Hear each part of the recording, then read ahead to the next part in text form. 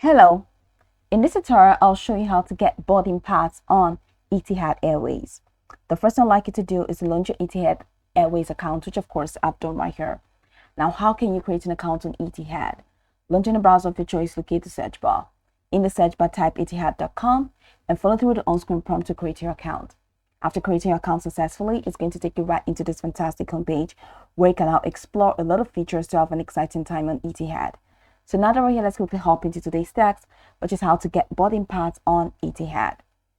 From your homepage, I would like you to head over to the top corner of your screen. This has to be the top left corner of your screen. So here you're going to find book, you're going to find manage, you're going to find check-in, and you're going to find flight status. For you to get your boarding pass, it means you must have booked your flight and you need to check in. So go ahead and click on check in.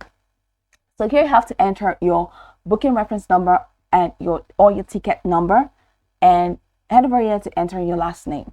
How can you find your booking reference number or your ticket number? Click on this. Now your PNR is your booking reference, 6-character code beginning with capital letters, and your ticket number is a 13-digit code on your e-ticket and in your booking confirmation mail. So head over to your booking confirmation mail to get your booking reference number or your ticket number. Now once you do that, you're going to have